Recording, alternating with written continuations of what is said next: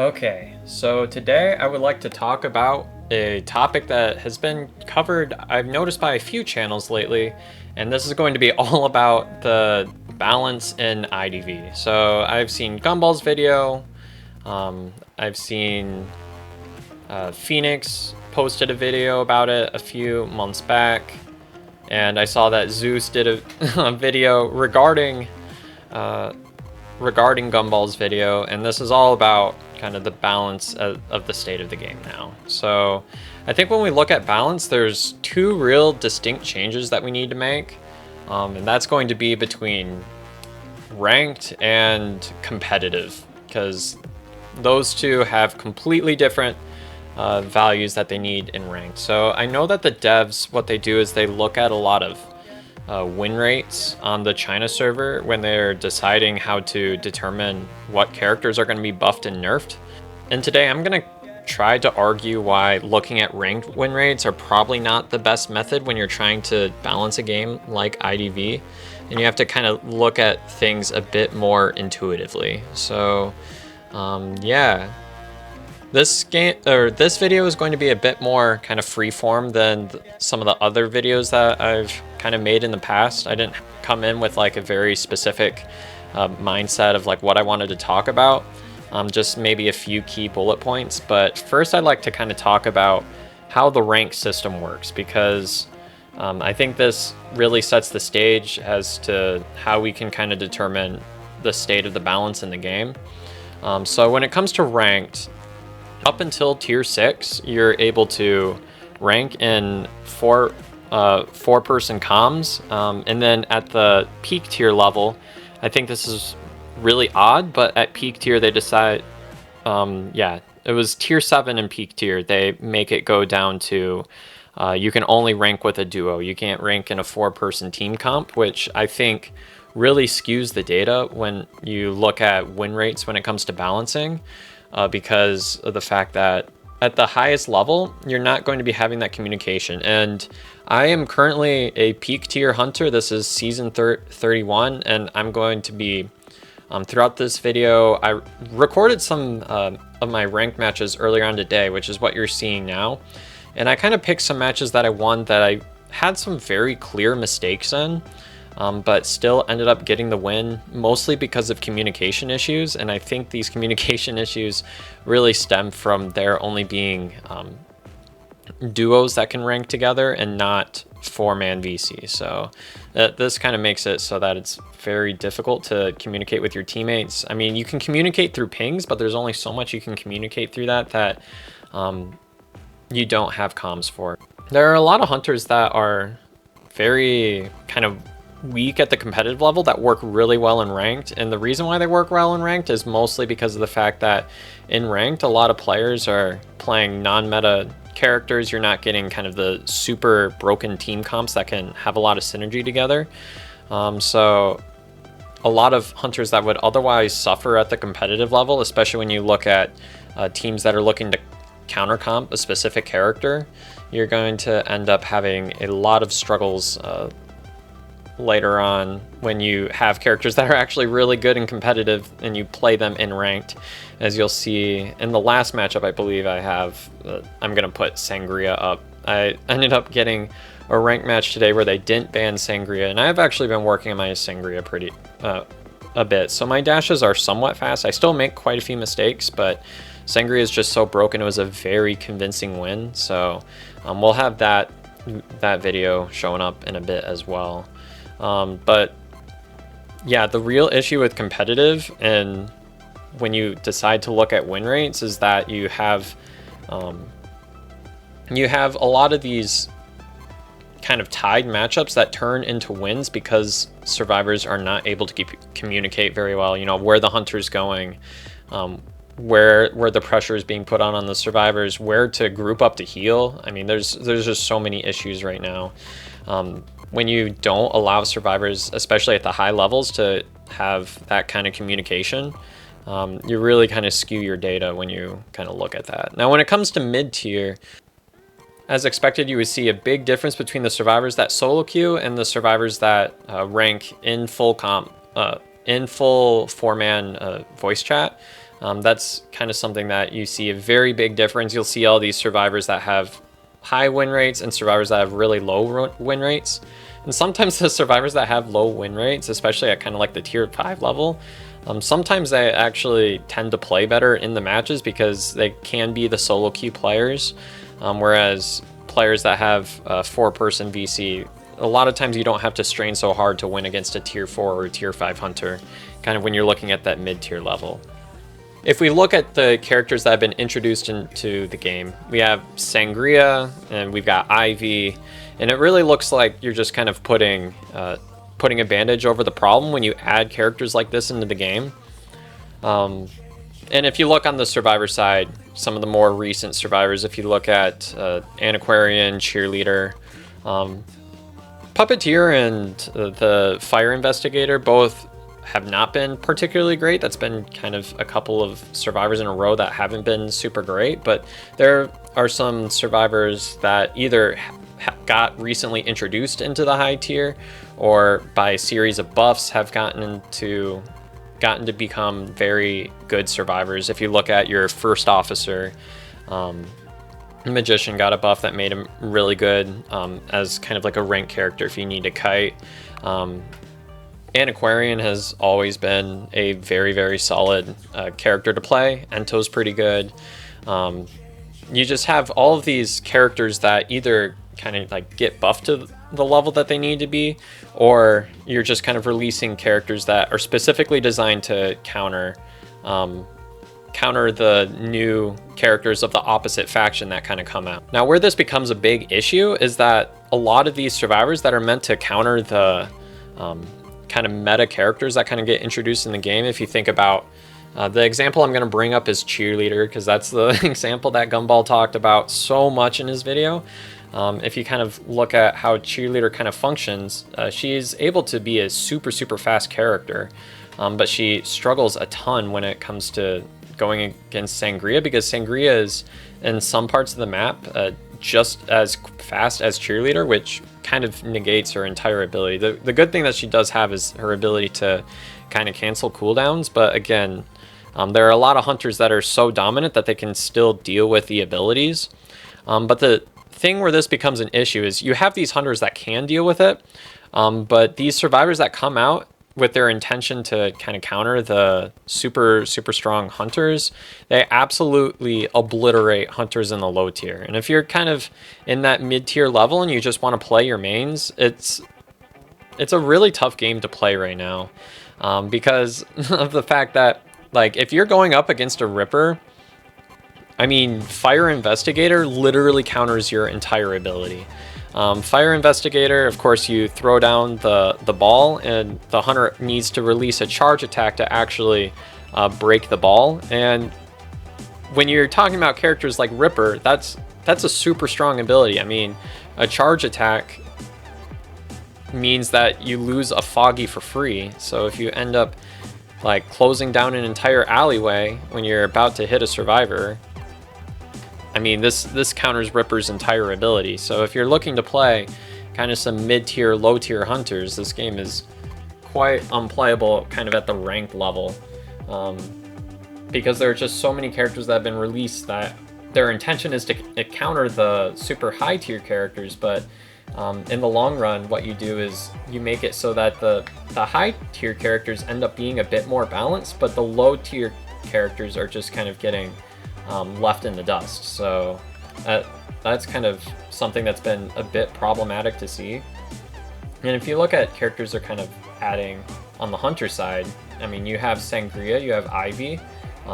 Ivy, there's been some discussion about whether she's a really, really strong hunter or kind of a relatively mid-tier hunter. But I would say at the ranked level, she is absolutely annihilating the competition because of the fact that she requires so much communication to go against. You end up at the highest level running into a lot of issues whenever you let a character through like that. And this issue can be run into if you think about Dream Witch, if you think about Mad Eyes, any of those kind of control characters, they require a lot of communication. And if you're looking primarily to balance a ranked match game, having these hunters that require a lot of communication can be quite problematic sometimes. So yeah, I would argue that in ranked at the ranked level, I'm not saying competitive. I'm gonna quote that out of context. At the ranked level, this game is quite hunter sided.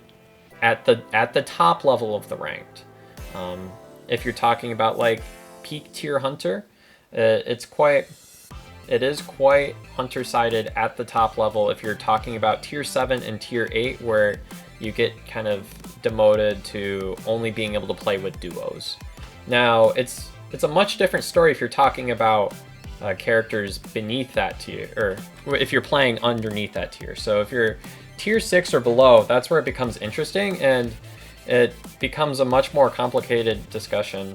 From the hunter side, there are a lot of matchups where if you go against a 4-person VC, the skill level of the survivors a lot of times far surpasses the hunters that you're seeking to fight against, because of the fact that those survivors are going to be communicating against you, and a lot of times end up surging up quite fast in the leaderboard, even if the survivor skill level is not quite as high as someone that kind of solo queued their way up to tier 5. Might not be as great of a survivor as someone that went as a team up to tier 5. So I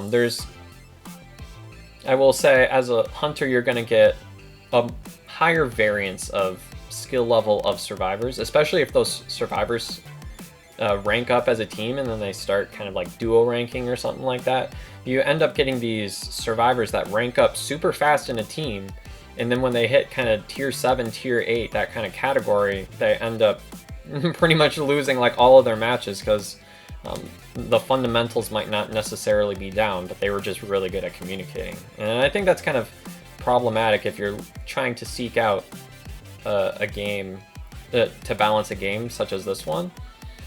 And it's something that can be very, very tough to deal with. But there is also a very wide tier between the very best survivors and the very worst survivors. And in Gumball's video, he ended up going on a rant on Cheerleader. I would say the character that I would personally rant about the most is going to be Priestess, and anybody that's stuck around with my channel all the time knows that I very much hate going against Priestess. Priestess has this ability that she's able to take areas of the map that are completely useless, and if she's able to kind of put a portal through them, if you think about like Bridge and Moonlit, Bridge is kind of an area where you're supposed to have very open areas, not very many areas to kind of come in and out of. It ends up being a decent area to chase a survivor at, but when you add a Priestess into the mix and she's able to kind of place down a portal, she's able to turn that very, very bad area of the map, and she's able to turn it into a transition point where you end up going through a portal on one side of the bridge, coming out of the other, and there's really no mind gaming when it comes to this. You're able to just place a portal down, and it's able to assist not only you, but also everybody else in the team if they need to rotate between that point, so that the hunter is either 100% forced to either break the portal or go through it to a completely other side of the map, which any of you all that have played this game for a long time knows it's very important to not kite through other people's ciphers. So if someone, say a Priestess, needed to go for a route all the way, and without portals they would have to run to the top of the bridge area to someone that was decoding that cipher, what they could do is they could just portal right through it, basically eliminating any risk of running into a cipher. And that's just kind of something that makes a world of a difference in kind of a ranked match. And again, Priestess is not something that's like particularly broken against Sangria, but against other hunters. If you're talking about like Wuchang is a big one. If you're talking about Axe Boy being able to get out of the radius of the trees really quickly.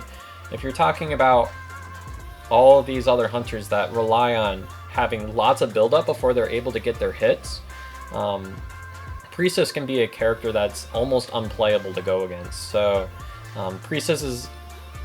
It's just so frustrating if you decide to play a character that's not Sangria, not one of these top characters, Like, if you decide to go in a ranked match and you're like, I'm gonna play my silly little main. I'm trying to think of an example. I mean, of course, I could bring up like Nightmare and Ember and about how those characters are just abysmally bad, pretty much no matter what rank you're in. Let's take Nightmare. Let's take Nightmare. Nightmare is a character that requires a lot of build-up, especially in the early game, because of the fact that he relies on being out in the open long enough to be able to get that recording on the survivor and to be able to actually dash straight forward in a straight line. I might be talking about the terms wrong, but you know that ability that I'm kind of talking about. Priestess absolutely counters his ability, because if he ever even gets remotely close to being able to get that kind of build up on the survivor, she's able to just kind of portal and get away from it entirely. It's just something that doesn't really work super well.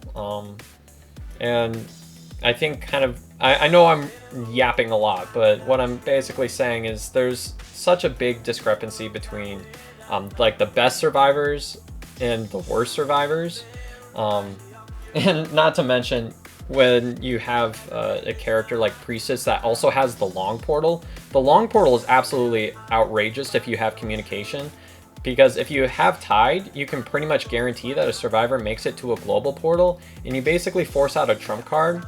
Or if you're a very low mobility hunter and like say you just use your trait, you pretty much to lose the survivor that they were chasing for free, which is absolutely absurd for one survivor to be able to do. I mean, there's no other survivor that's able to do something quite like that. I guess the closest you could come to would be Embalmer, but there is a very big distinction between how good Embalmer is and how good Priestess is. Embalmer can also be very broken in the endgame, but we're not going to get started about that. There are a lot of these characters that... Embalmer is something that can somewhat be a riskier pick at times, depending on what the hunter is. Priestess is good against almost anybody. I would say the one counter that she has would be Breaking Wheel, but again, Breaking Wheel has his own fundamental issues about not being able to play on specific maps that just make it so that Priestess can be very, very broken in some contexts. So she's a character, again, at ranked, I'm going to ban her like every single match because Priestess is just that broken. Not to mention that she has maps where she's pretty much unchaseable on. If you let her free on Hospital or Chinatown or Eversleeping, Global Portal is really good on Lakeside, and she also has some pretty solid portals on the Big Boat. I mean, she is just an absolutely busted survivor, like kind of at the top level, which is why we end up seeing her being one of the top bans in ranked. So, and the devs have decided to do very, very small nerfs on these characters over the course of time.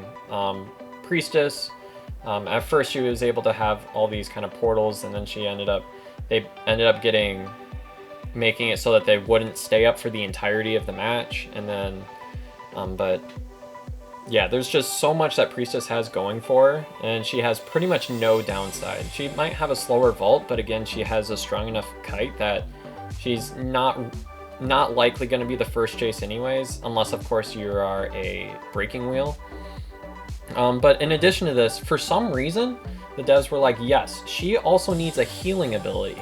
So again, with that kind of Tide play that I was talking about before, if you end up going through the portal with Tide and it knocks you down right after, the Priestess is able to heal that survivor up, not at normal rate, but she ends up getting a buffed heal rate, which makes this trick even more strong.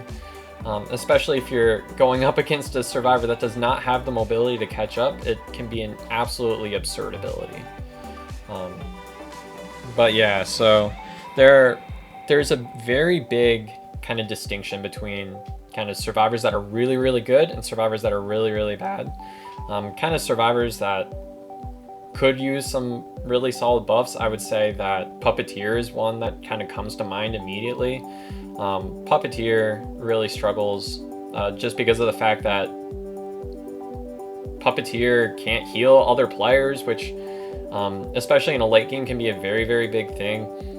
His ability is not that great for kiting. It has its counters, but Puppeteer is overall not that strong, especially to the fact that he has to injure himself to use his ability, it makes it absolutely absurd. So I think there's a very big discrepancy between if we take a survivor that's just as good as Priestess and we compare it to a survivor such as Puppeteer that is weak in very many scenarios. And we can make the same distinction about hunters. I mean, right now, Sangria is ridiculously strong if you know how to play her well. I know that she is a relatively more difficult character to play, just because of the fact that just to play her at like the competitive level, because you have to be so accurate with her dashes.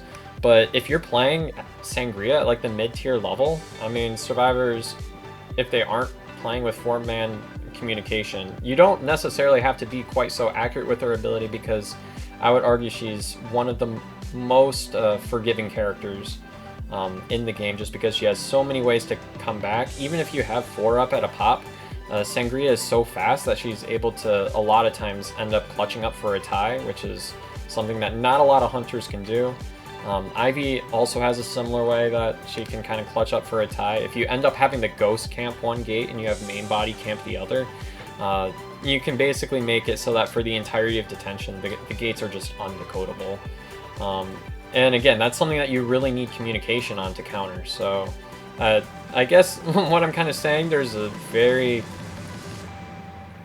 are a few kind of absurd combinations between the fact of survivors not being able to communicate at the highest level. There's a big difference between survivors that are solo queuing versus are being able to communicate with their teammates.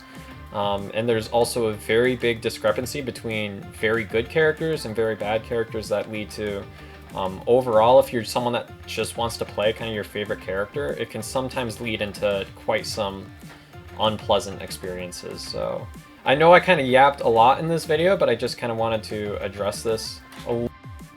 Up next, I would like to kind of talk about the weird buffs that the devs have been adding into the game recently. There are 2 buffs that I particularly want to add about because they really kind of point the picture to a bigger problem when you look at win rates. And I would like to talk about 2 big ones in particular.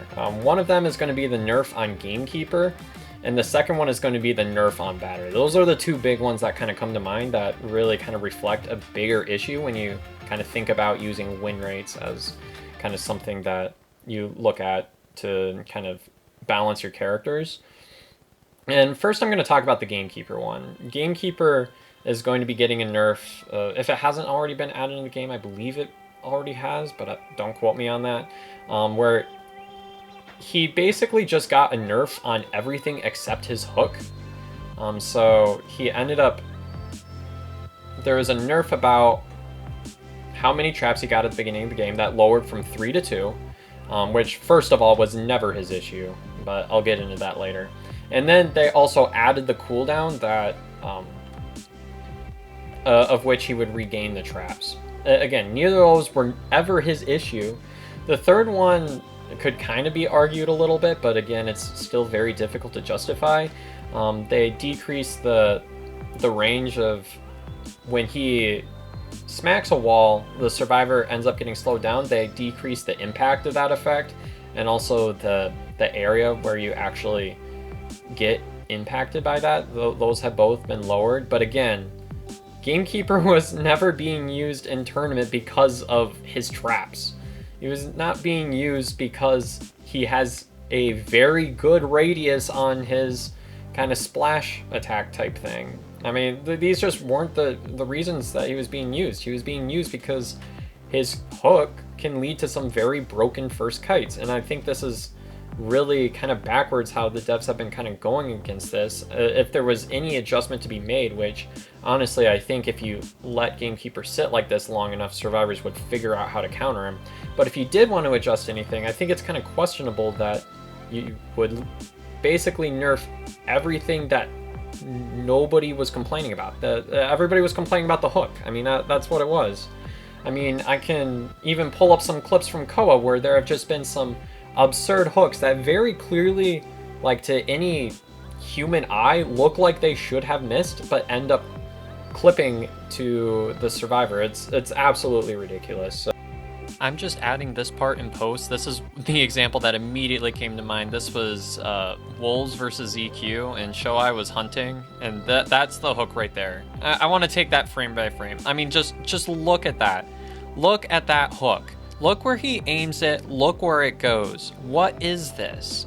I mean, I lost so many golden apples to this hook. I'm a bit mad about this specific hook in particular. I'm targeting this one in particular, and I don't know why this is still in the game. So I think that Gamekeeper's nerf is something that, again, kind of reflects a deeper issue that has been happening for a very long time. If you look at kind of previous nerfs that have happened, I mean, when Violinist randomly got his nerf where his string impact would kind of go down over the course of time. I'm talking about when survivors got hit by the notes, they would end up getting an ability that would slow down interactions, movement speed, all that kind of stuff. They ended up making that so that automatically gets removed over time. And by the time this nerf came through, nobody was complaining about it. I mean, it was absolutely absurd. But yeah, this is something that has been kind of going on for a long time. Weird characters kind of get nerfed. And another one that has kind of recently come around that I want to talk about is Batter. Now, the reason why they nerfed Batter is I believe they said that Batter had a unusually high win rate on the China server. But again, if you look at Batter, the way Batter functions, I mean, every time I see Batter in a ranked match, I'm like, okay, this is going to be a relatively simpler match. Because without communication, Batter is a survivor that... I believe that Batter is a survivor that requires a lot more communication than kind of other characters in the game, because you need to know... I mean, survivors are able to kind of communicate when hunters are picking up. The only reason why Batter ends up getting success in some matches is some hunters, when he uses his ability, just leave the ball alone and allow him to pick it back up. That's the reason why he's good in many instances. But he does also have a lot of counters. If you really don't like the Batter, you can go Bloody Queen, or you can go Anne, or there's a series of characters that are all very, very good against Batter. Dream Witch is good against Batter. I mean, the list kind of goes on and on. I mean, nobody was complaining about Batter except for maybe like some mid-tier hunters that end up raging out of some ranked matches. But I think it's personally kind of ridiculous that he ended up getting the nerf that he did. He's not a character that is particularly broken by any means, but the devs still decided to give him a nerf anyways. This gives me the same energy as when Antonio ended up getting his nerf out of nowhere, when everybody, like all the tier lists around, were putting him down as maybe a B tier hunter, if not lower. I mean, he's just... I think this is kind of ridiculous, and I think the devs have...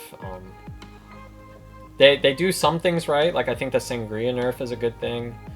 Maybe not quite as extreme as what a lot of people, including myself, were kind of hoping for, but it's a step in the right direction if they keep doing nerfs kind of on that level.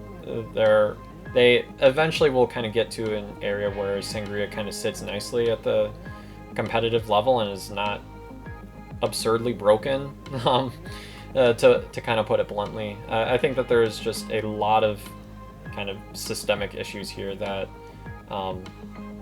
I have no idea what the devs could really do to kind of fix the game state as it is. I'm just going to be honest. I don't know how I was going to fix, and I know this has been a very kind of disorganized video where I just kind of yap on and on, but just by all the discussion that I've seen about it on YouTube, I figured that I'd also kind of add my own input on the discussion. And yeah, I hope you all enjoyed this video. If you did, make sure to leave a like and subscribe, and let me know if there's any other topics that you would like me to cover. I'm more than down to talk about balancing, talk about kind of tier list things, talk about how to play certain characters. I mean, if you enjoy this type of content, make sure to subscribe. And yeah, peace out, everybody.